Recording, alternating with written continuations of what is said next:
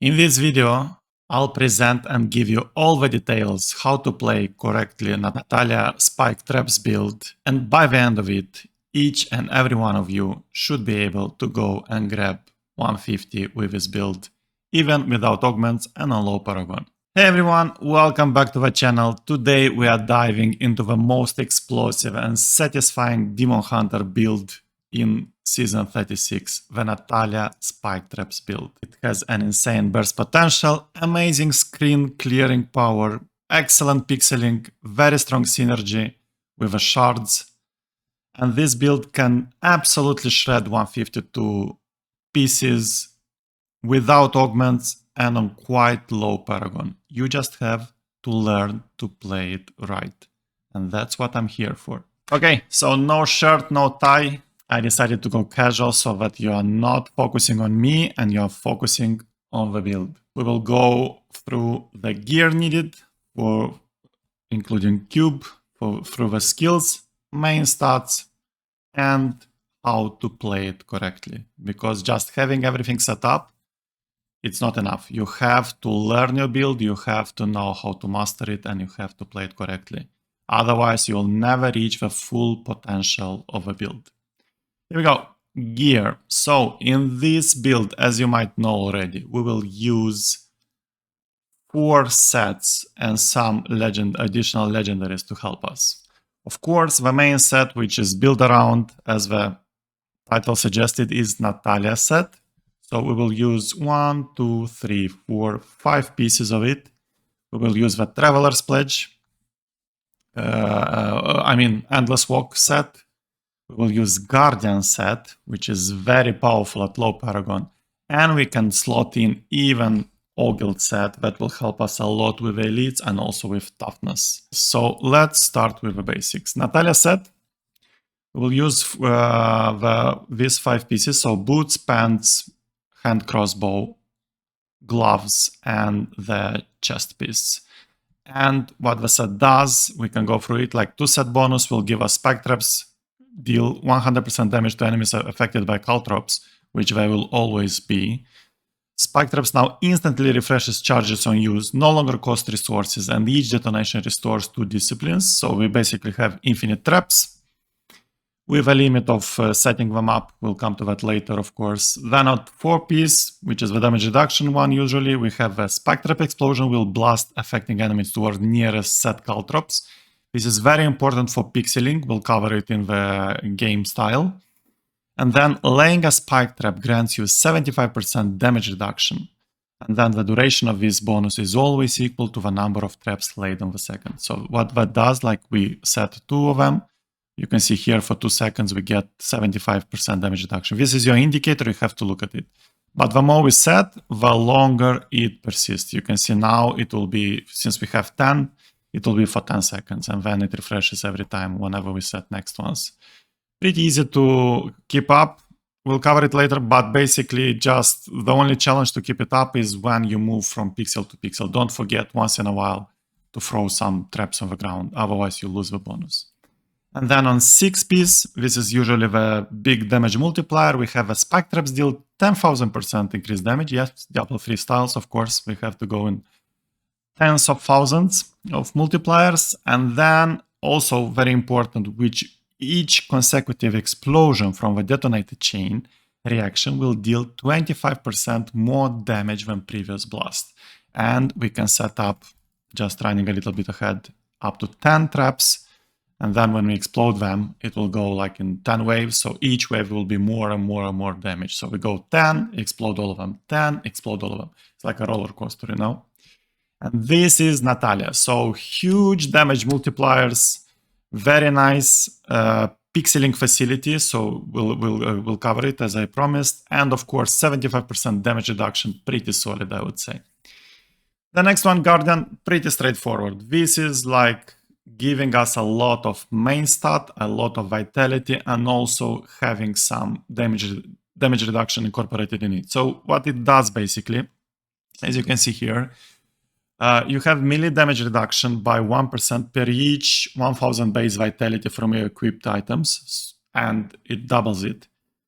And then we have missile damage reduction with 1% for each 1000 base main stat. For us is dexterity in this case. And for 3 set, as I was saying about doubling, everything we have on our gear will be duplified, or will be doubled, should I say. This is regarding main stats and vitality. So basically strength, dexterity, intelligence, vitality. And that also, bear in mind, it works with the gems inserted. In this case, we don't take advantage of it, but if I would insert a green gem here, just maybe not all of you know, for example, this one, it gives us 280 dexterity. If we have Guardian, whenever we socket this one in, it will give us 560 dexterity. So it works with the gems as well, bear in with the main stat gems, so basically with these ones and vitality as well. Very, very powerful and a little bit cheaty, I would say. And at low Paragon, this set works extraordinarily well, up to Paragon 2000, I would say. The lower you are, the more value it gets to you. That's why it's very important to have dexterity and vitality on our pieces. We will cover the stats a little bit later. Then Ogild, pretty straightforward. Ogild basically gives us, it's all targeted towards elites, and it gives us damage reduction and damage against them. So it's a damage multiplier against the elites, and also it's damage reduction from the elites, which includes their ground affixes.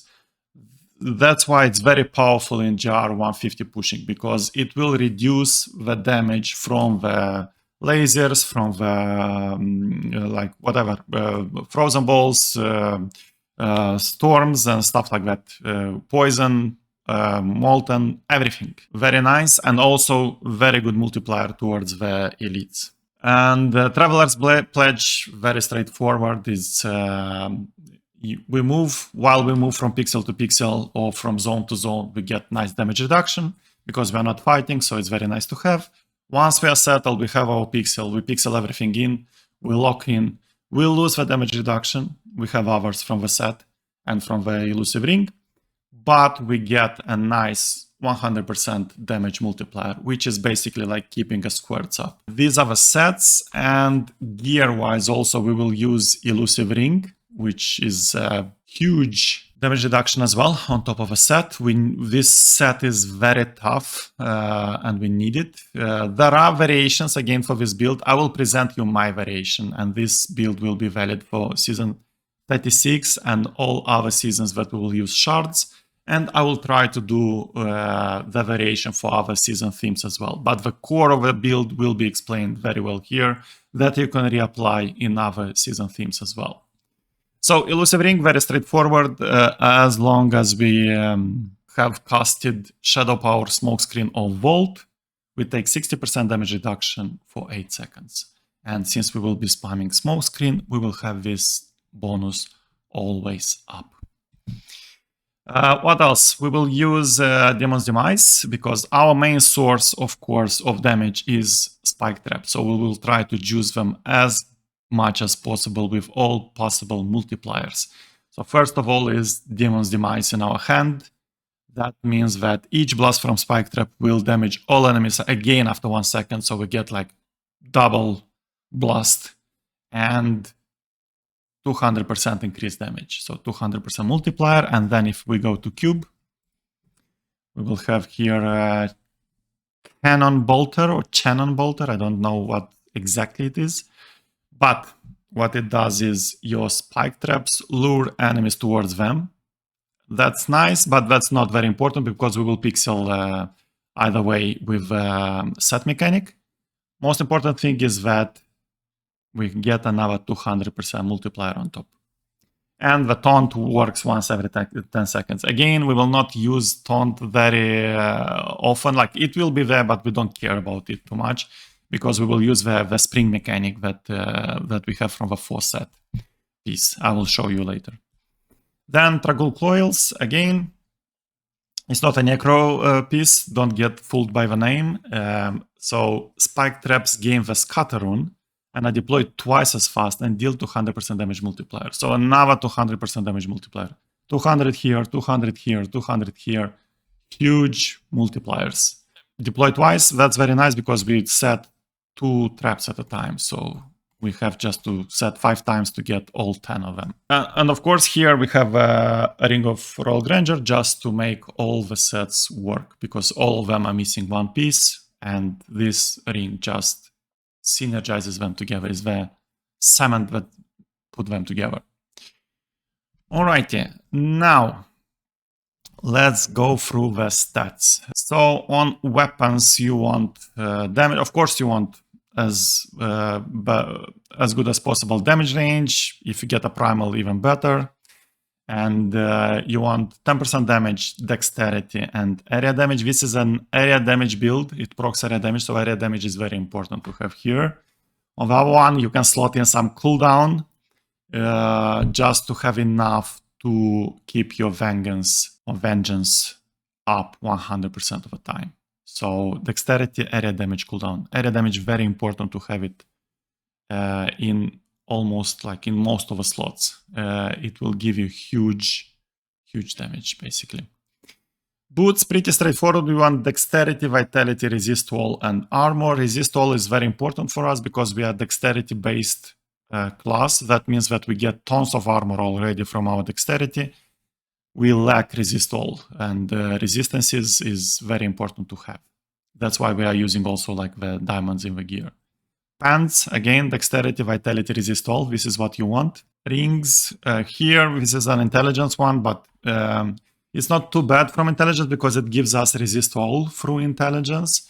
But of course, you want your main stat. So it will be dexterity, vitality, crit, or dexterity. Ideal one will be like dexterity, area damage, crit, or damage range, area damage, crit. So all of them are very good. You have to target at least to get crit. This is the main thing, I would say. And then everything else you get on top is a bonus. Elusive ring again, you want, this is a pretty bad one. You want dexterity, crit, or crit, area damage is the best one. But again, dexterity is not too bad because remember we have Guardian. So all the dexterity stats are being doubled. So instead of 459, we're getting here like 918, is it? Yeah, I guess so. And when it's ancient, it's even more. So it's a great value. It's not too bad to have main stat and vitality as well. Belt, dexterity, vitality, resist all life, or resist all armor. You can go as well. Depends how it rolls. Here, very important is, most important thing is fire, because we will use the fire rune here. So fire element and 6% crit chance. This is the two things that are a must. And then on the other two, you want ideally to get either dexterity, vitality, either dexterity, resist all. If you get dexterity, vitality, then you want also a good secondary, like at least one resistance. And if you want like the perfect resistance on secondary, it's always physical. So physical resistance at secondary is the best. Chest piece, dexterity, vitality, spike trap, or you can go dexterity, resist all, spike trap. Again, if you get vitality, you want a secondary resistance. Also, you can go dexterity, reduce damage from elites, which can roll 10 or 11%, one of the best defensive stats, and then spike trap. Spike trap we will have on shoulders on and chest piece, so that's a must. Here we got a nice reduced damage from range attack by 6%. Very powerful secondary. Gloves again, at low paragon you want dexterity, crit, area damage. If you are a high paragon and you don't use Guardian anymore, or you can use Guardian, but you don't really care about that dexterity, you can go for quad effect, and then you can go for crit, area damage cooldown, for example. But at low paragon, definitely dexterity is better, especially if it's Asian, because remember, that's doubled, so it's 1800, even almost 1900 dexterity only from these gloves. A lot of main stats, and we need it for both offensive and defensive. Then we have shoulders. Shoulders, you want dex with area damage spike trap. Area damage spike trap is the must, and then upwards you can... dexterity, I would say, is a must as well, but then vitality, it can vary. It can be vitality, it can be resist all, is not too bad. And the worst one is percent life. That one is like the least desirable one, but it will work. And here you can see we got vitality.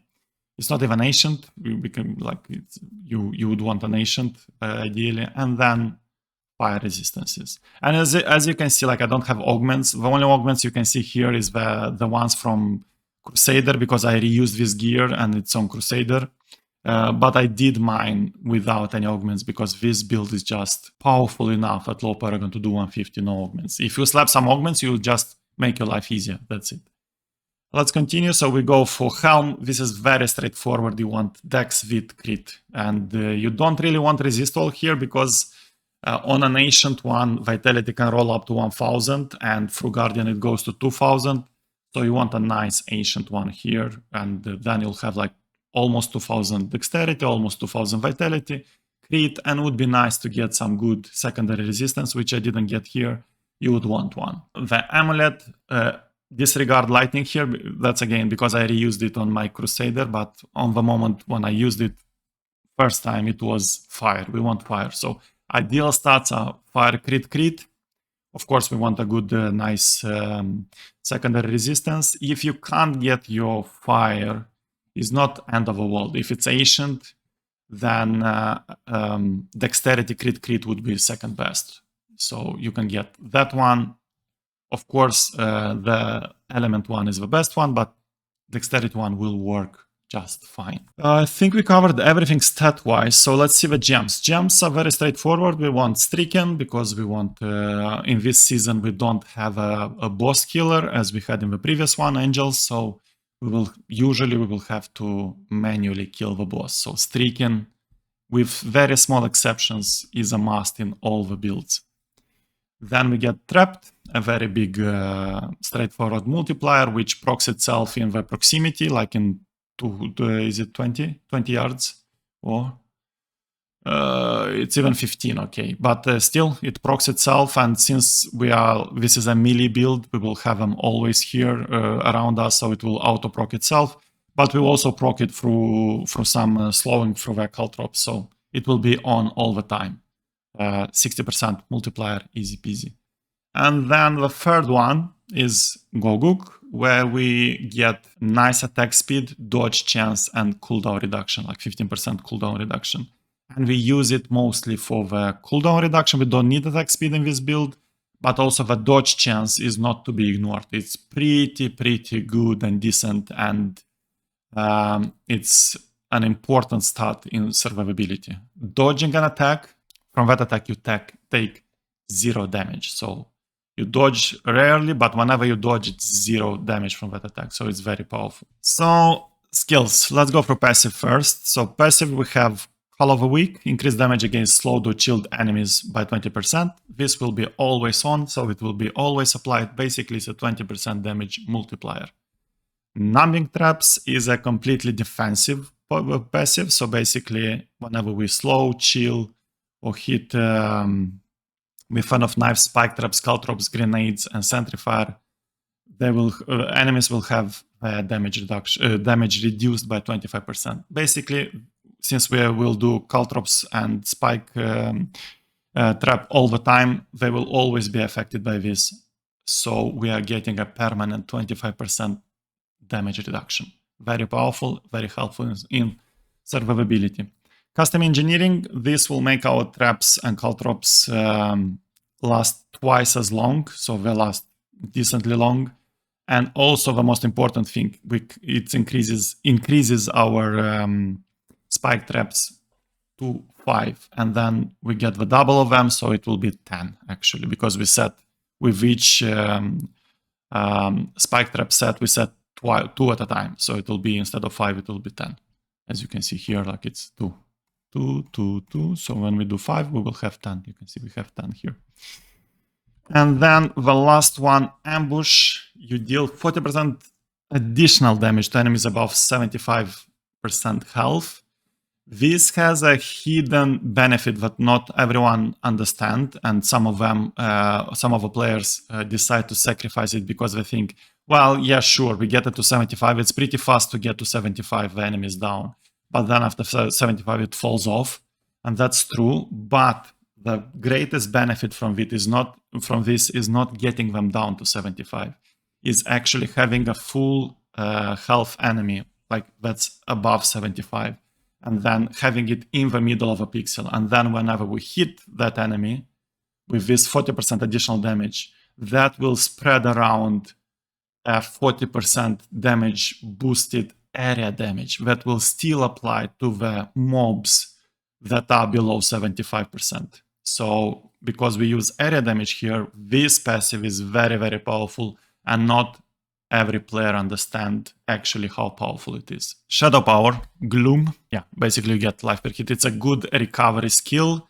And we use Gloom. So basically when we have Shadow Power active, which will be all the time, we will get another 35% damage reduction. You can see already how many layers of damage reduction we get from different sources. That's why this build is so potent and powerful at low Paragon. Next one, we go Smokescreen, and here, like Smokescreen basically gives us, we become invulnerable for 1 second. It has a cooldown, which is very nice for spamming. I will cover it at the gameplay. And we get Healing Vapors, so we are regenerating life while invisible 15%. So it's basically, this is life per hit, this is just life regen, so it's very good damage reduction plus recovery skills. We got Evasive Fire here, and with Hardened Rune. Basically, we don't really care about the damage here. This is the trigger to detonate our Spike Traps. And then Hardened, we get a nice armor increase for 25%. And we have a lot of armor, remember, because we are dexterity based. And so this multiplier is pretty nice. And we use this only for detonating. And of course, gaining, what is it? Hatred, generate some hatred back, of course. But basically it's for detonation. So we have like, put our traps, and whenever I do Evasive Fire, you can see they just get detonated. Easy peasy.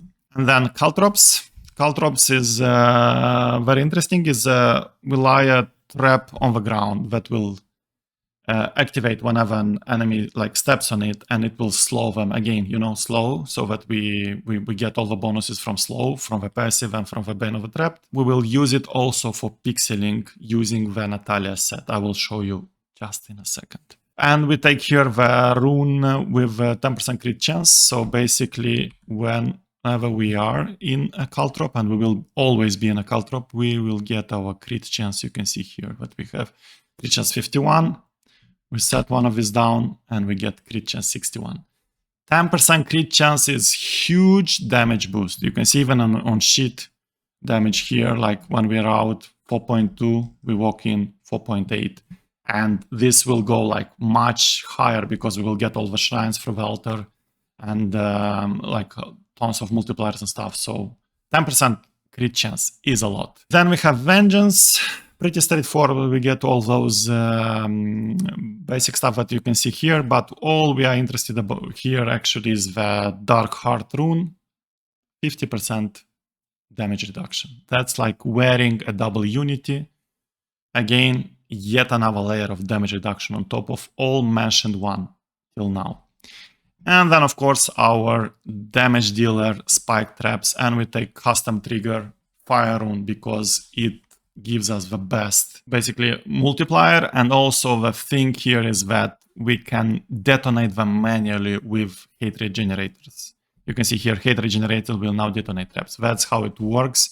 That's why Evasive Fire will detonate them. Shards, as you can see, we will use the Essence of Anguish, and like presenting you the shards before Templar makes a lot of sense, and you'll see why. So Anguish, we will take the one with 50% increased damage, because remember, it says increased damage from poison damage from all sources. Actually, this is bugged, or it works as expected, but it's poorly explained here. But this 50% damage multiplier is actually from all sources, from all damage types. It doesn't have to be poison. So that's why we are using it. And then the other one, of course, everything is standard here. Like we get the 25% increased cooldown reductions, which will compensate the 25% decreased, decreased cooldown reduction. So basically these two, like they neutralize each other. So the anti-bonus from here matches the bonus from here cooldown wise. And here, of course, we want our element as well. So the best one in slot is the element. So fire element. It can roll from 20 to 20. Is it 25? I don't remember, but it doesn't matter. Like as long as you get fire, it's fine, whatever you get there. And the second one, of course, we will take the Ring of Fire. So we take Sliver of Terror for the Ring of Fire, which will help us a lot with finishing the elites and like killing the elites, especially blues. And also, not to be ignored, is the secondary one. For each skill on cooldown, we take 12.5% damage reduction and we deal 12.5 increased damage. And the damage reduction one is the most important one. Remember, yet again, another layer of damage reduction. You can see now why we are so freaking tanky in this build. It's very, very tanky, and of course will deal a lot of damage. And cooldown wise, we will have like these two always on cooldown and this one. So we have 3 skills on cooldown. That will give us like what, 36, 37.5% damage multiplier and damage reduction on top. So absolutely fantastic. And that's why we are coming now to Templar. So basically this one, you would say, okay, is dealing poison damage. We have to deal poison damage. There are 2 ways of triggering this when you don't have any poison on your skills. Like for some classes like Witch Doctor, Necro, it might be easy because we will have poison skills, but if you don't have it, there are 2 ways to trigger it. The less, like the more complicated one, the less easier one is to get lucky enough to have damage range on, poison damage range on your weapon. So for example, you can see here, this one has cold damage and this one has poison damage. Actually, it has poison damage. We got lucky here. So that will work, will apply the Anguish stacks. So it will trigger Anguish. If you don't get that, don't worry, there is an easy way. The easiest way is just to put it on your weapon, on follower weapon. So you roll the damage range until you get poison. Numbers don't matter because your follower doesn't do damage. It's a stat stick, basically. It gives you a lot of they call it perks, but it doesn't do damage. So once you have poison here, you're fine. It will trigger it for you and it keeps it to 10 stacks. I have it in both here, so it's double benefit basically. But that's how you do it. And now the second thing, by the way, here it should be homing pads. It's on my other follower now, but you want homing pads here. The second reason to use Templar in this build, besides the healing and stuff, like this is a good bonus to have healing. Also, Templar has the best proc in the game. It's the only proc that gives you actually immunity during those seconds. Because Enchantress, for example, if you see here, it will not give you immunity. It will slow down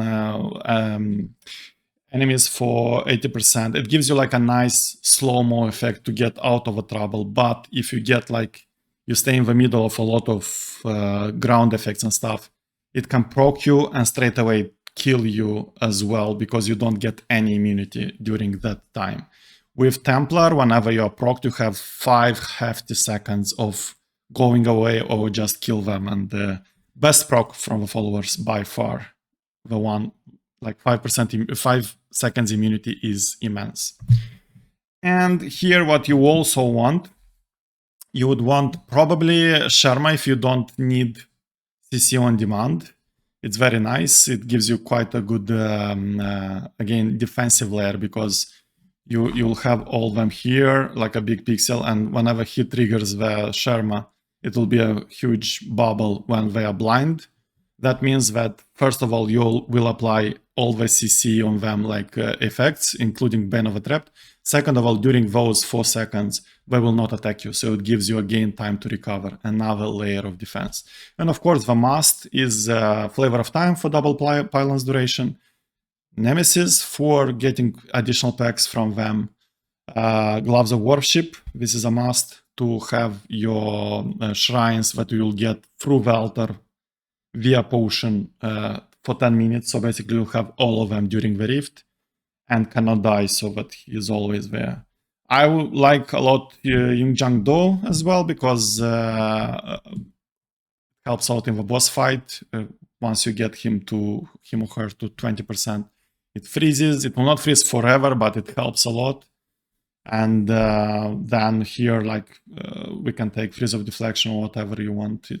Rest is not really important. Like most important pieces is flavor, NEMS, gloves, and not die. And then, yeah, and Oculus, of course. Oculus is always very important because it's 85%, up to 85% damage multiplier. So you will always want to use Oculuses when possible. Everything else is just like stats. It doesn't really matter what you do there. Another reason why we use Templar here and we don't use really Enchantress, because we would use Enchantress as well just to get this either 10% cooldown, either 10% elemental damage. This is the selling point here. Why we don't use it, it's because whenever we trigger a Ring of Fire, we want the elites to stay in it for as much as possible to get all this damage. And there is a problem with DH, as we get it from Witch Doctor as well and stuff. Whenever we go into smoke screen, we become invisible. And be it for 1 second, it doesn't matter. During that second, mobs will de-aggro from us. We will become invisible for them. So what they will do, they will start attacking your follower. And whenever you have your Enchantress in and you fight, say this is the pixel, right? Like I'm fighting here, all the mobs are here. Enchantress, usually it doesn't stay in melee range. She will always run like at this distance, somewhere here, around, it doesn't matter. And she will shoot her projectiles. So whenever we become invisible, all this herd of mobs will move towards her, because she will be the only target that they can aggro at that time. What does this lead to? It leads to the mobs going out of your fire circle. So my strong recommendation is to use Templar, because Templar is usually in melee range, so he will stay next to you. So even if you become invisible, they will aggro him, so most of them will stay in the circle of fire. That's my selling point, so use Templar. You can use Enchantress, yes. Templar, in my opinion, is the most optimal. And now, finally, gameplay. Of course, you spam your, how do you call it, potion.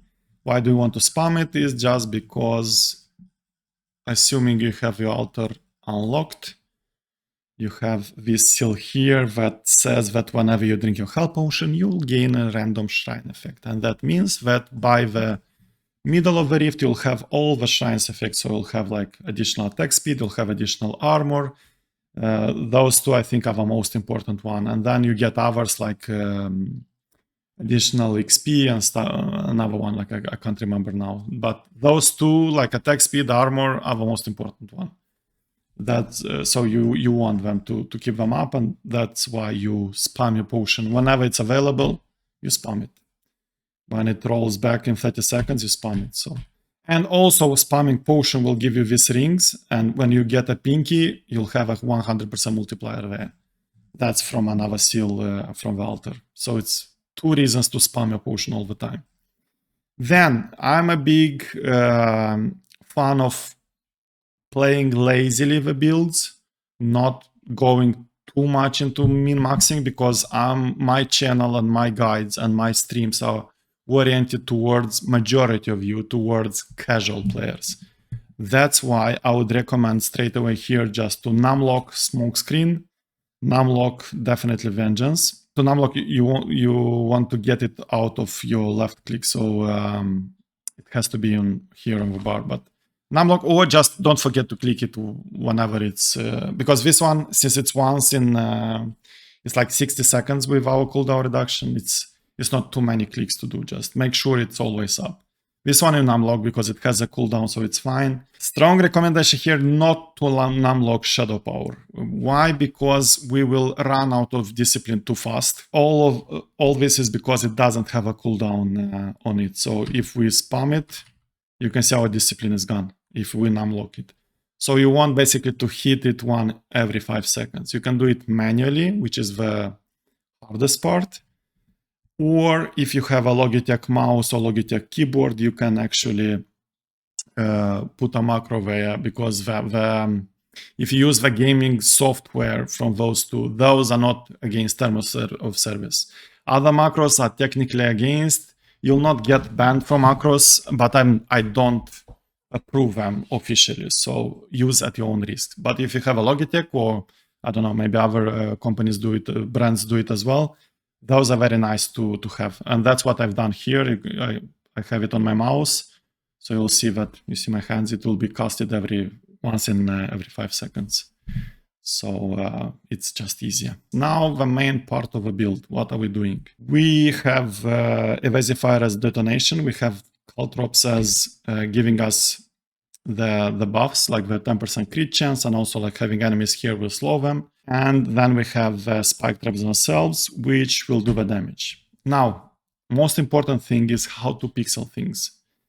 As you can see here, for 4 set pieces we discussed, all the affected enemies will jump to Caltrops. How does that work? So this works the following way. We set a Caltrop here, for example, right here. Then we have enemies like around us. The pixel is not formed yet. We don't want to spam them here and then detonate, spam and detonate. Not yet. First of all, what we want to do, we want to bring them in. So imagine these are mobs, like we have a lot of mobs around us, right? Imagine this is mob, all these NPCs are mobs, right? What we will do, we will set up a Caltrop here. Here we go, we set it. Then we do spikes here, here, here, here, like underneath them. Then we detonate. And when we will detonate, all these ones will be springed. It's like a spring, like imagine a spring, like bang, and they will bounce on our Caltrop here. And that's how you do your pixel. So whenever you are happy with the pool that you have around you, you stand, you choose your spot, you put your Caltrop down, and you do like on the main mobs, then you detonate. You do again on the remaining one, you detonate. And at that point, like in 2 rounds or 3 rounds, you'll have everyone on you. And then what you do, you just start spamming. Like you hold right click for about 3 seconds. You want to see 10 here, then you detonate. And when you detonate, what I do usually, I press both of these. Like I press 3-4 all the time. That's just to make sure that our Caltrop will be maintained here, so it doesn't expire. So imagine like once you do the pixel, you keep it for 3 seconds, then you detonate. And you can see that all of them go down. You do another 10, you detonate. And then you either watch this number here, and you detonate whenever you see 10. Either you get a feeling of it, like the more you do it, the more you feel it. It's basically around 2-3 seconds. So you're like 1, 2, 3, detonate. 1, 2, 3, detonate. And don't wait for them to detonate before putting next ones. Once you start detonation, you can already hold right click to do the next 10. And that's the riff basically, like 1, 2, 3, detonate. 1, 2, 3, detonate. 1, 2, 3, detonate. Like as soon as I detonate, straight away I hold my right click down. Detonate, straight away right click down. It goes back to 10, you can see. Detonate. Detonate. So this way you almost have like infinite traps. Also make sure not to detonate too early. Like make sure you hit that 10. Why? Because remember, each next detonation gives us 25% increased damage. So you want to take maximum damage from that. You want always to be sure at the moment of detonation that you have 10 spike traps on the ground. So don't rush it. Like make sure you see 10 here all the time. Detonate. Again. Detonate. Again. Detonate. Like here it was 9, you see. Always 10. And that's it. Basically, then you go to another pool, you move. While you move, you have a damage reduction from Travel Splash. Don't forget while moving, once in a while, to set the trap so that you have this bonus up. Otherwise, you might die. So once in 2 seconds or 4 seconds, depends. Like the more you put, the less you have to click it. Just when you move, you put another one. You move, you put another one. Then you're happy with your location. You have enough enemies again. You put a Caltrop, then you do boom, boom, boom. This is all you put them underneath the feet of your enemies. Detonate. Everything will jump towards you. I think we covered everything. If I forgot something, let me know in the comments. I will comment back to you. If this guide helped you guys, also let me know in the comments. I think now you are ready for your 150, definitely. Remember, it's so strong, you don't need augments, you don't need high paragon, like 1000 and something will be more than enough. If you have more paragon and if you can slap some augments on it, it will be one of the easiest 150 that we get. Boss fight, by the way, boss fight is very straightforward. You stay near the boss fight, you go always melee range, and you do the same, like Caltrop, and then like Right click, detonate, right click, detonate. It's very good at stacking streaking, like it goes fast, up very fast, so it's the same as killing the pixel. You just need to be in the melee range from a boss. That's it, more or less. I wish you good luck in your 150. Now you know exactly how to play Natalya correctly, and playing every build correctly gives you a huge edge comparing to the ones that just spam randomly skills and don't know what they are doing. And to enforce the knowledge, I will strongly recommend you to watch my 150 clear, which is here, and you can see all the explanation applied there. And now when you know how to play it, you will see it exactly how it is applied. Good luck, guys. See you in the next one.